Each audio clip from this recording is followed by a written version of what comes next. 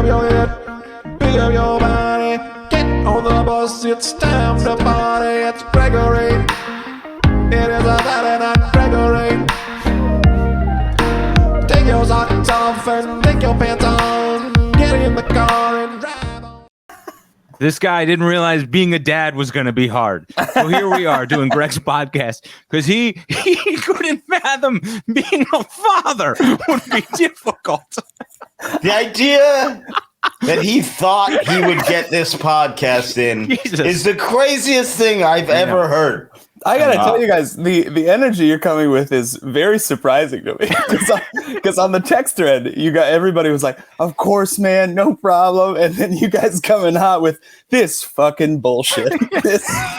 Yeah, look, man. Look, man. I guess obviously in text you go, "Of course," but then when you're actually doing it, you're going, "This fucking idiot." Yeah, I guess, Sam, you've never watched the behind the music about the Rad Dude cast, okay? It was 8 years of hell. Yeah. Oh, for sure. No, a lot of Brendan's family died. I didn't go to those goddamn funerals. I couldn't do it. No, Anthony married a groupie. I did. Beautiful Faye. Yeah. The town beauty Faye was, but you know. Yeah. What happened? You guys remember the Atlanta games? Of course. Yeah. You can forget. Of course. Faye and Richard Jewell were thicker than thieves. Sure. So what happened was obviously what went down is controversial, but Jewel got all of the headlines, but poor Faye hatched the goddamn plan with him and she got none of it. None of the fame that Jewel got. Lifetime didn't even approach her for a home movie. This is what I've always said, and I thought Faye, I never thought Faye was right for you, but I supported it. By the way, welcome to Friday Night, Greg. My name is Brendan Eyre. You might have known me from doing a podcast with Greg for 9 years called the Rad Dude Cast. It was very successful. We got Anthony Devito here. Sam Evans, of course, joining us. Why don't you let everyone introduce themselves? What? Why don't you shut the fuck up? Fucking, how dare you? I'm doing this as a favor. That was disrespectful to Sam and I. You decided to let us speak for ourselves. We got voices. I was sitting here trying to be polite, wait for Anthony to get through that bullshit riff about Richard Jewell or whatever. It's not bullshit, Sam. It's not first of all, I still have questions about that, so Sam, don't act like it's over. Wow, that's spitting literally on Faye's grave. But no, okay, go ahead. Sam Introduce Evans. Yourself. Yes. Sam Evans from the wonderful album, My God, That's Not Me, That's a Baby. And then Brendan Eyre, Brendan Eyre from his classic comedy album, Eileen. And then me. You're just doing what you got mad at me for. You introduced everyone. All right, Sam, you introduce everyone. And Anthony DeVito. Great album. It's called When I Sleep, Here's Stuff I Do. And you might have seen him on a show in the evening with Roger Cobbert. God, good Robbie Cobbs, man. Yeah, one and only. Oh, guys, this is great. Well, great. So nothing for me, Sam. Thanks. No, his silence spoke volumes. It sure did. Cleveland. I don't know. It's good to see you. I hope Greg has a baby every week. Can I say that? Sam, do you understand? I have credits. You took Anthony's credits and made them into fake credits, but everyone read between the lines. Okay. Me, you just go, from Cleveland anyway. I don't know. Greg had a baby. No, I fucking make my credits fake. Brendan, you have so little credits, we have to say where you're from. This guy performed at trade schools and military academies across the country. Can I say this too while we're on that subject a little bit? That the fact that when you don't have credits, they say clubs and colleges, like it's an insult, right? Because we know it as an insult in the comedy community. But to an audience, they're like, that's great. You know what I mean? Well, they're none the wiser. We're such people that need to beat themselves down. We've turned a thing that would be reputable into like clubs and colleges. This loser. Yeah. Yeah. They're Like like, an audience this guy's would go- got range. He doesn't Right. in An audience would go, wow, they're not letting me at clubs and colleges. This guy must be great. Yeah. This guy must be better than the guy they just said was on a television show no one watches anymore because not a single person under the age of 70 has a TV that plugs into anything except a fucking robot, you know? Yo, yeah, man. Everyone is watching Pluto TV now. Yeah, I love No. Pluto TV, I make them be more honest now. I say not clubs and colleges. I say you tell them bars and detox centers. That's what you say. This guy, if you need somebody to get up there in between the needles, this is your guy. We did do a show recently at a detox center, and the lady after the show, it went surprisingly well. But she goes, "Thanks so much for coming." And I thought she was gonna be like, "They really enjoyed you," but she goes, "It really breaks up the day for them." Man, listen, really keeps them off the ledge. I'll tell you the thing is, I've been in the mental hospital, and that's the whole thing of it. Like, no one there is trying to help you. Like, they are just trying to get through the day with as few people dying as possible. So it's like, does anyone have any like any way to make puzzle time more fun? You know, like, can we get in somebody with a dog? Like, it's like you gotta have these scheduled activities enough till everyone's tired and like their drugs make them go to bed. You know, that's the whole game. Like, so really, a mental hospital would be better suited. Like, you don't need doctors. You need like a cruise ship director. You know what I mean? Like the activity director from a cruise ship. Yeah. That's fun. Getting a bunch of people who were so sad they wanted to leave this world and getting them to be like, all right, gang, who's ready for jumping jacks? We got some jumping Jills out there. Any jumping John? Here's a little icebreaker I like to play. Yeah, man. You want people who try to jump off a building to do trust falls. Yeah. They did this thing. I read about this thing in a hospital once because a hospital is a typically depressing place. Sure, Patch Adams. I know where you're going. What if I just unraveled the plot to Pat Adams? It just becomes a read through of Patch Adams. I read about a fella brought a clown suit, floppy shoes, and a nice red nose to these people. Wait till this old woman swims through noodles. She gets the courage to eat. They called him Patch. By the way, I think he's probably the only Patch I've ever known in history, right? Well, I'll be honest with you. I'm going to shoot straight with you here for the first time in a long time. Don't think that was his birth name. I think that was his clown name. I think it was like Richard Patch Adams, you know? Because clowns, they love us. Clowns almost universally take on a stage name. Yeah. You never get a clown that's like, here's James. That's a great point, man. I don't know why. I mean, I know their whole profession is we're clowns, so the title is not to take us seriously. But they still, and I know some clowns, and they consider themselves to be artists, and rightfully so. Like, I don't know any clowns. I did breeze through that comment. Nobody said a word, so I thought that's fine. You're hanging out with clowns nowadays? But for the record, let the paperwork show, I do not know any clowns. But I know that they're like, you know what I mean? Like, we all use our full name. We're considered modern day clowns, according to TJ Miller, the great orator / bomb threat enthusiast. We're considered clowns, but we all go by our full names, aside from, a certain sect of comedians that are having a better time. But you would think that the clown community would be like, yeah, I'm going to be Mike James. Fuck off. I'm not going to be the great bozo. It's 2021.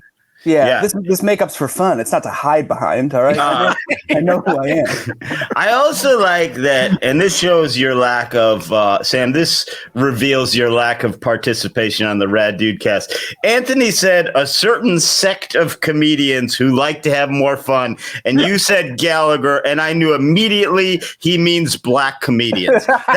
He definitely meant black comedians, but your pure, non-adulterated mind goes, yeah, Gallagher. And Anthony was just sitting there going, earthquake, Riptide. Flex the comedian. Bruce. Tricky.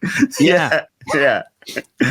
And that's not an insult. They're having more fun. They are having more fun. You know it Life right when better. you hear their name. Yeah. You're like, the comedian. Yeah, Cool. yeah. So cool. Yeah. Oh man. Meanwhile, I'm up there. I'm Anthony DeVito. This guy's asked a comedian. You're gonna have a better night with him. You're gonna have a better night with him every time. I mean, Earthquake. That's a natural disaster. You know, like what to a room. Yeah. He kills millions of women and children in India every year. Yeah, Earthquake. I was at the stand once, and this is like post. I'm sorry, I should have given that comment. It needs nothing. It needs nothing. It was Listen. If you got the best hot dogs in the world, you don't need ketchup, my friend. The fact that you said kills millions of women and children in India each year, do you think there's another black comedian out there named Poor Infrastructure? We are laughing at that, but that is true. I had a friend in college named Arun, and he was like a rich Indian guy, and like it was weird because he was saying like because of the remnants of the caste system, like which is not. It's not officially still there, but unofficially it's still there. Mm-hmm. Like police couldn't arrest him because they were lower caste. So and like all his friends. And so there's no rules and they were all rich. Like they'd get, and like somehow they'd get Ferraris for like, $20,000. And everyone he knew had died in a car crash. Like he knew like 40 people. He was engaged to an MTV India VJ, dead in a car crash. Like everyone he knew, dead in a car crash. And that's India, So why is that? Because it's so populated and they don't have a lot of traffic. Not good roads and no one can pull you over and you're a kid with a car that's a fucking race car. Elephants. Mike said elephants. For no you reason. keep crashing into elephants. Oh, yeah. Honestly, what a death, though. To be just a young kid in a Ferrari. How did he die? He crashed into an elephant. Yeah. God, what a way to go. Well, I've gone under an elephant, never crashed into one, but I've driven under through its legs. Where, like a surf and safari? What? No, I was when I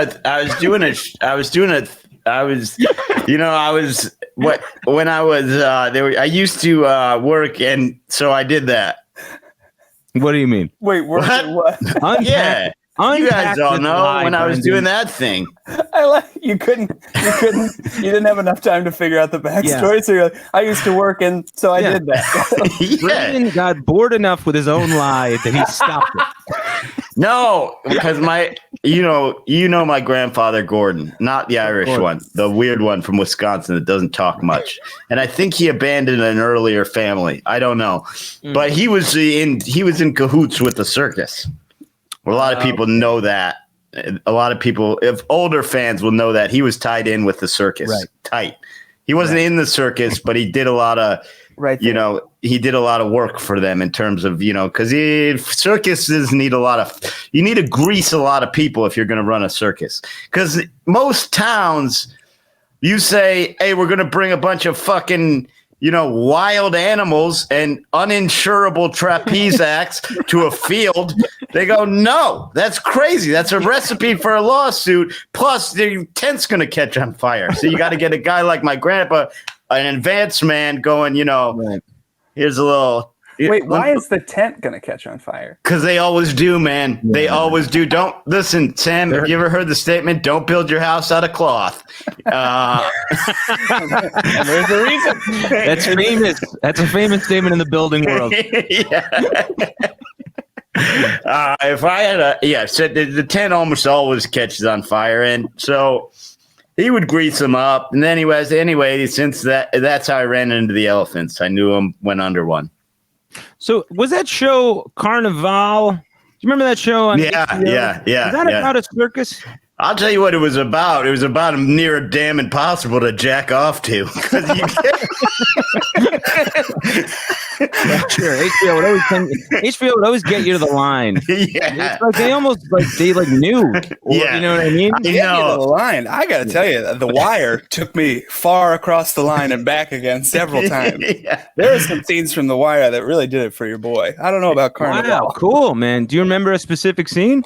Yeah, there's a mayoral candidate. I think it's like season 3 or season 4.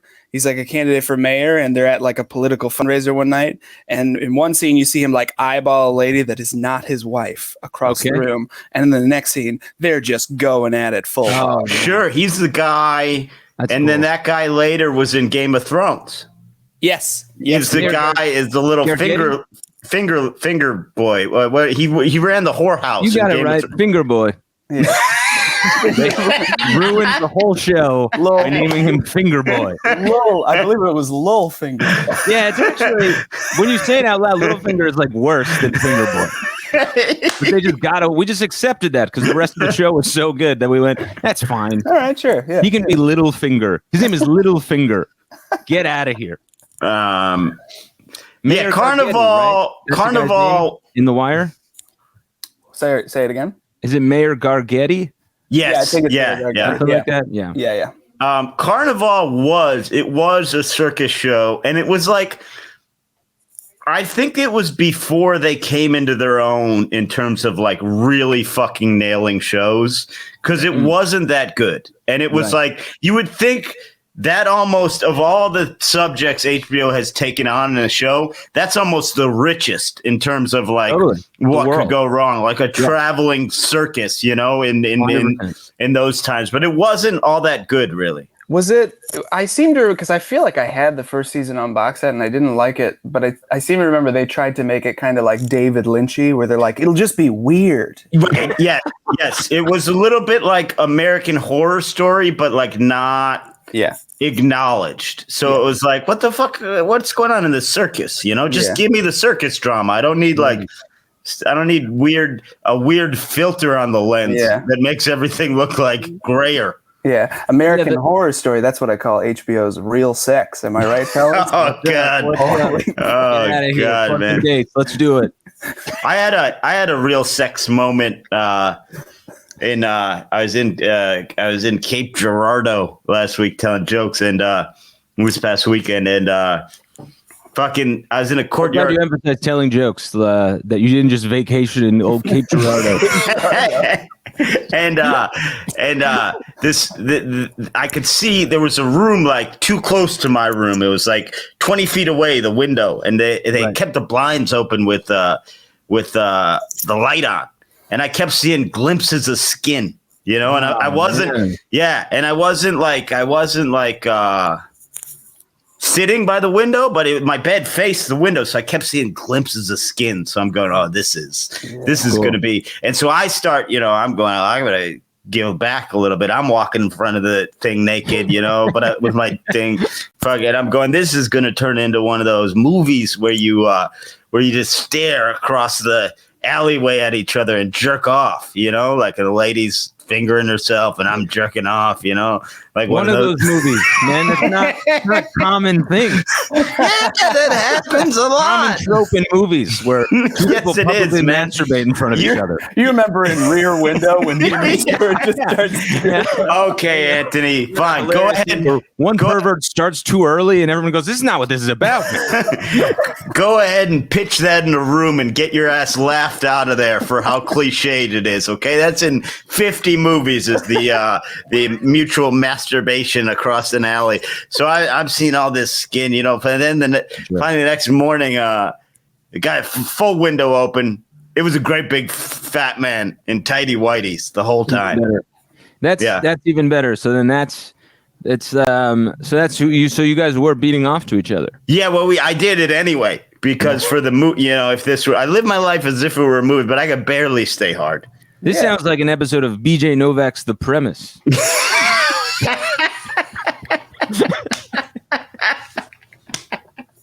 I don't know what that is or it means. It's a very good idea for it.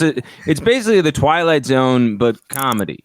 So it's an anthology show But every episode is like Black Mirror, but instead of just being horrific, it's funny.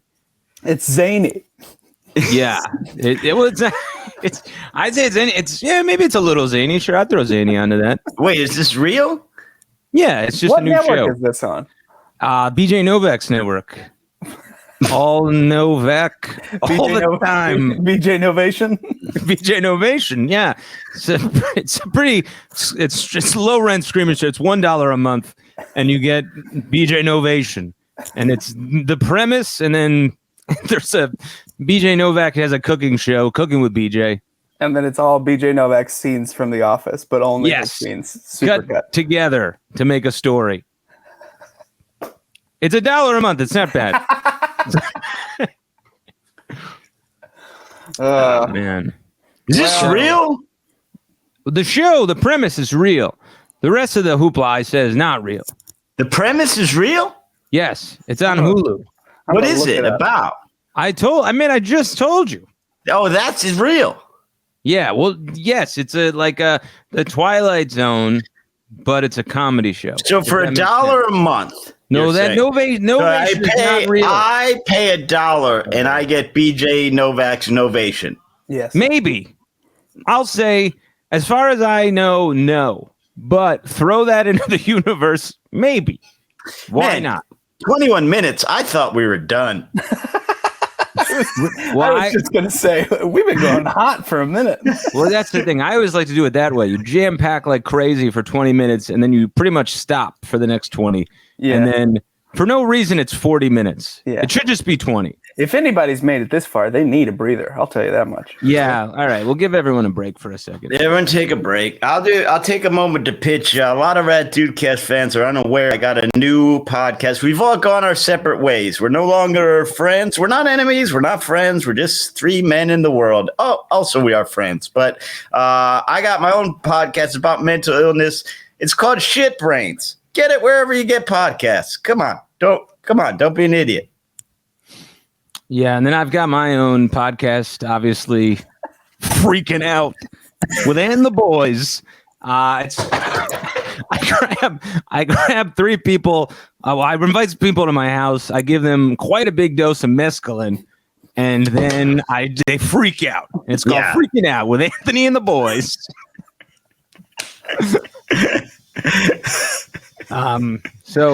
So anyway, so you guys are probably like, why are you three Stu-Nods here in the first place? So what happened is Greg had a child. Yeah, baby. And didn't account for the fact that being a new father would be time consuming. Yeah. And I just can't get over how that's the funniest thing in the world. I mean, honestly, if I had to say, you're probably looking at the three hosts of Friday Night Greg for the next at least 7 months, because the part where you're at the hospital, it just gets harder from there. Like it does. You don't go home and go, well, that's over with. It just builds till you fucking till you're divorced and angry and regret every decision you've ever made. Yeah, so things are going well for you, huh? No, actually it is. My Eliza, she crawls around, she stands, she will like grab furniture and stand on it, you know? Oh man. Yeah. It's crazy the leap that they make in a little bit of time. Sam, we're both fathers. Sam doesn't know this, but Sam was a baby, so Sam probably has some understanding of this. Yeah. But they really quick, you're a father? Yeah, you didn't know that? Yeah, I've taken in one of Faye's children. Yeah. Faye you're a good 16, man. 16 children, and I've taken in one of them. She spread the other 15 out across the world like the Horcrux in Harry Potter. And I've taken one of the kids. Yeah, go ahead. Well, actually, I had a question related to Faye's earlier life, but now I do have a Horcrux related question. I'll start. I'll take them in chronological order. In that whole Richard Jewell thing, now he's innocent. Everyone still considers it the Richard Jewell bombing.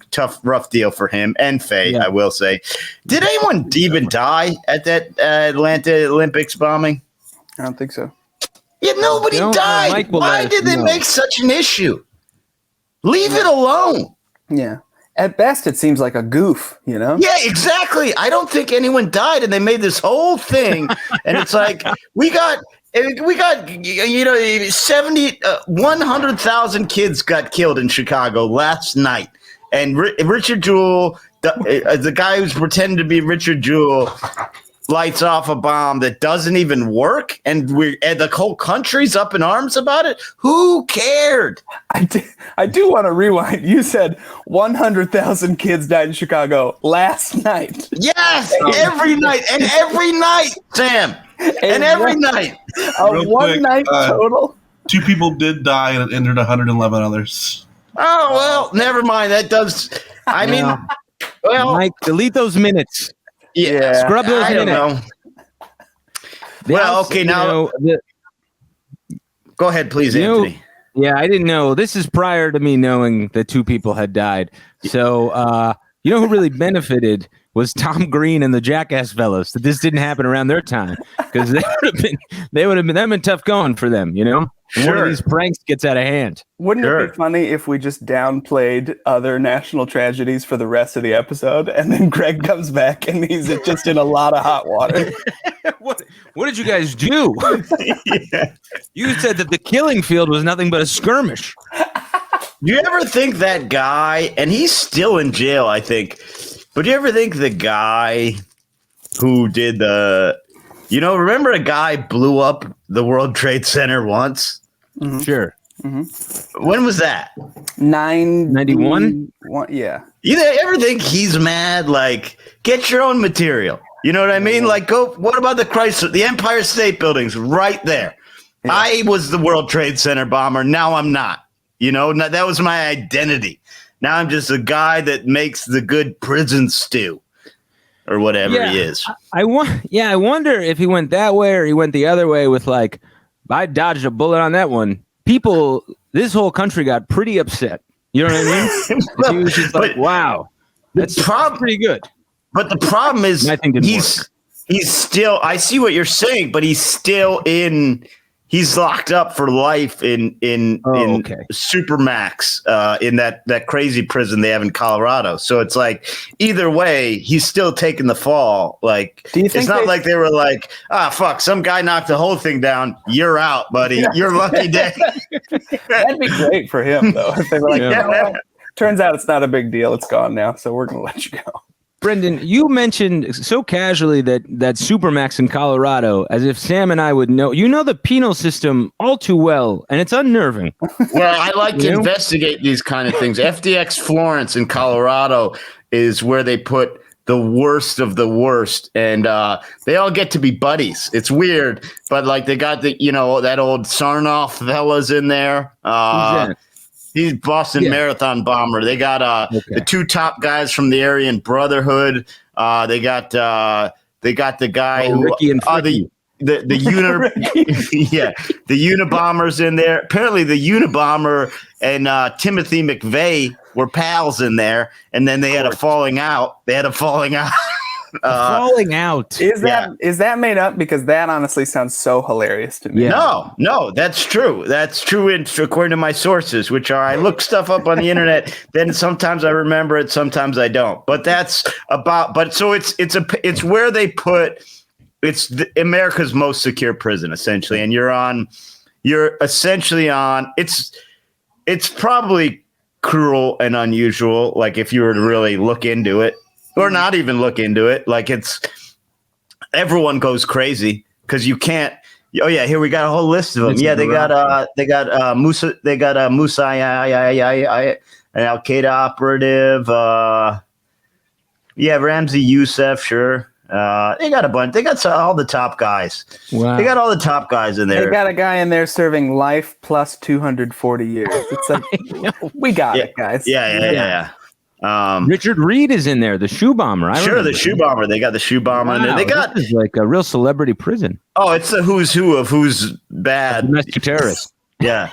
But yeah, so but here's the thing, they all go crazy because it's 23-hour a day lockdown and it's zero. Now there's different levels to it, right? Like if you're good for long enough, you can go out and talk to guys. Like that's how apparently Kaczynski and the other fella became buddies. But their highest security level is zero fucking contact with human beings. So in other words, you're locked down 23 hours a day, and then you get an hour in a cage outside to exercise, and the guy who takes you to the cage is not allowed to talk to you. So it's like, oh yeah, you go crazy. Of course you go crazy. You cannot live like that and not go crazy. So it's just probably cruel and unusual, but interesting experiment, I guess. So any word on the falling out between Kaczynski and Timothy McVeigh on what it was over? You want to take some fun guesses? I would say Kaczynski was not the Kaczynski. If you read the Unabomber manifesto, which of course I have and mostly agree with, and I think here's the thing about that. The guy pulled the trigger too early because there's a lot of great points in it, and it would have gotten some traction. It's just he started sending out letter bombs, and it's like, wait 10 years, Ted, this thing is going to take off. It's against social media. It's like he wrote it prior to when it would have been a hit, and then got mad and sent out letter bombs and blew the whole thing. But it is homophobic. That is the one that's my one problem with the Unabomber. But that's your one problem. How did he manage to get homophobia in there? It was weird. It's very strange. If you read the manifesto, it's really, Anthony, it's very much shoehorned into the whole thing. It's like this society will fall due to the exponential growth rate of technology. Also, homosexuals. Really quick, no gay shit. Yeah. Like it really, like he explains everything else really in detail, and then is basically like what Sam said. Like, also, man, cut this gay shit out, dude. I really want to, ever since you said Ted Kaczynski and whoever, those two are friends, and then there's a falling out. I really would love to see a dramatized, almost like The Odd Couple of those, and then just their falling out, but still having to live together. Yeah. I'd watch one episode of that multicam. That might be a good idea for BJ Novak's The Premise. Yeah, Novakian. You got to send that Nova Nation. Yeah, you got to send that into BJ Novation. You might have to up his streaming $1.50 a month. So I think what might have happened is Kaczynski was not as I don't think he was as into the whole white supremacist thing as Timothy McVeigh was. So I think eventually, that's going to come in between you if you're trying to be friends. Yeah, McVeigh he's a Buffalo Bills fan, actually. He's from Buffalo. Right. Yes. Is that? Yeah. Yes. Great. He's from Buffalo. He was a heavy gambler. Lost a lot of money on the Bills. This is actually true. This part sounds like I'm making this up. This is all true. He was a heavy. It really does. And this is I lie too much. So then when I have a truthful thing, and it's just this seems like more of a heinous lie than anything I've said.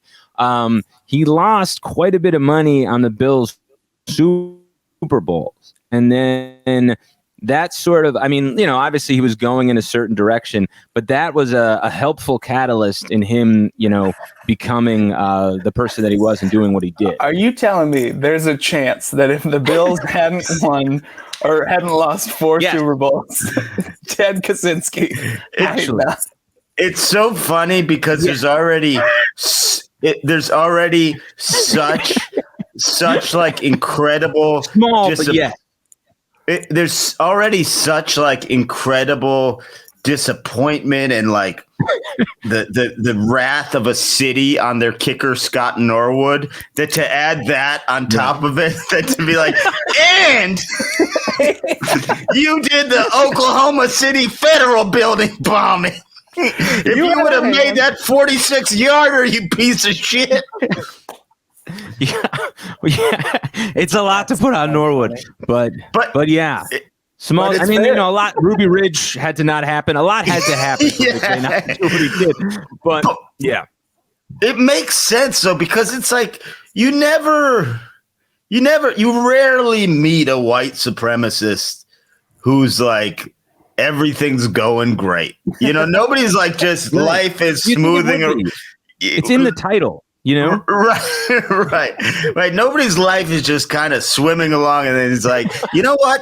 Fuck Jews. I think there's always all of them are mad about something else. You know what I mean? Because it's like, so you gotta blame someone, and this guy's mad because he fucking bet too much on the Bills, and he's got to take it out on someone, and he took it out on the federal building.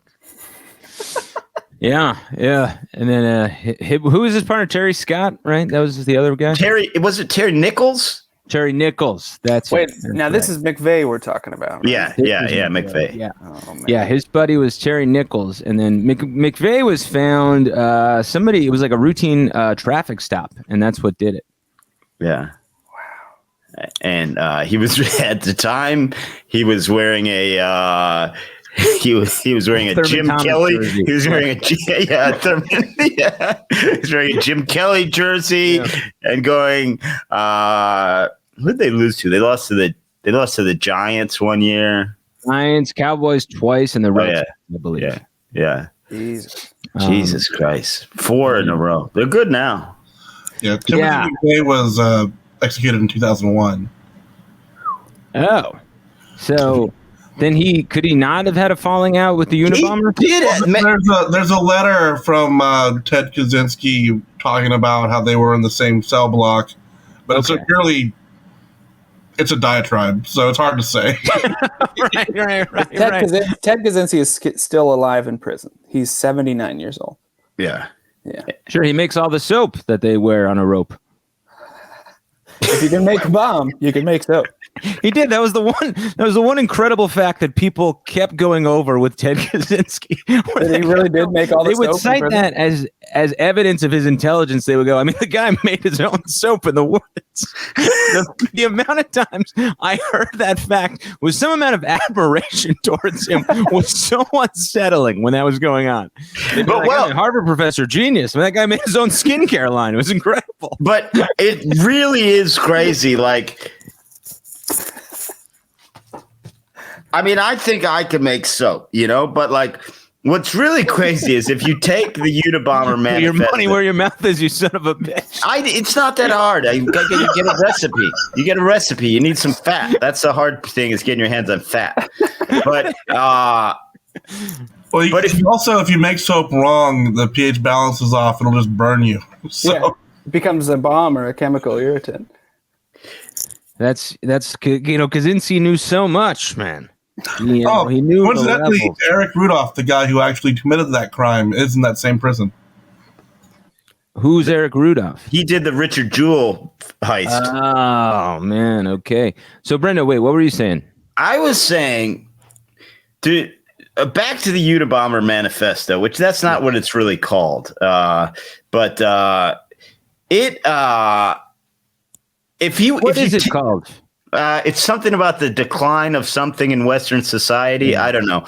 But if you take out the gay stuff and then take out the fact that he was sending people letter bombs to get it.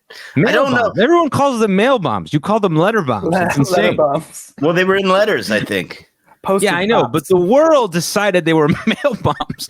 But here you are calling them letter bombs, as if it's acceptable. It's called Industrial Society and Its Future, which already you go, that's a genius wrote that. So he's sending these letter bombs, but other than that, you take those things away. It's a great paper. It's a great book. Right. That's all I'm saying. Wouldn't it be funny? That's as good a place as any to wrap this baby up in a nice letter bomb and send it off to the mail. All right. So you guys want to plug some dates and get out of here? Oh gosh. Yeah. All right. When's this thing air, Mike? Tomorrow. Wow. Beautiful. Oh my gosh. Perfect. Uh, If you know me, you know I love to let Brendan go first. So Brendan, take it away. If you know me, I like to start talking and then realize I was being a jerk and throw it right back Anthony's way. Not at all. You're not being a jerk. Look, listen, we're not members of the podcast anymore. We're just three boys hanging out. This actually reminds me of my podcast, Freaking Out with Ant and the Boys, which you can get on Spotify Black, which is Spotify for rich people. But you got to earn a certain amount of wealth to get that. So, but it does only come out on Spotify Black, so we're working things out. But yeah, no, be that as it may, Brendo, take it away. I'm gonna go ahead and throw to myself here. I'll be at Hilarities in Cleveland, here in Cleveland where I live. I'll tell you what, here's the thing. I pay $40 a month in rent. I live in the mayor's house. Okay, that's what they're working with here.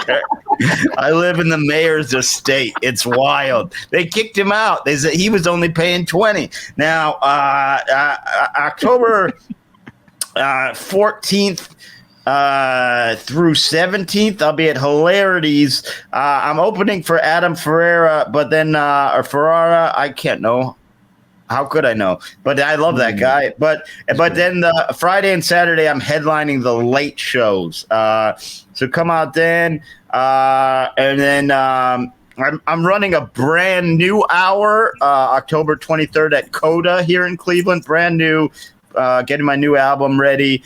And then I will be at the St. Louis Funny Bone October the 27th through the 30th. And check out Shit Brains, my new podcast. And I miss the Red Dude Cast. And I wish we would have had Sam Evans on the whole time. I wish it was the four of us. Yeah. That's all I have to say. Yeah, this was very fun. Yeah. Sammy, what do you got? I got October 13th, I'll be in Richmond, Virginia, at the Funny Bone. 14th, Virginia Beach, Virginia, at the Funny Bone. And then October 15th and 16th, I'll be at Good Nights in Raleigh. All of those opening for Chad Daniels. So that's where I'll be. Oh, man, awesome. Yeah, That's great, man. Yeah. And okay, this is going to be a mouthful, folks. So get your listening ears ready. October Strap 8th, in, get comfortable, and use the bathroom now if you have to. Yeah, man. Pop some popcorn. Take a lewd. Get comfy. I love a time when they had to tell. I love a time where they had to tell people, "Hey, if you're gonna take a lewd, do it now."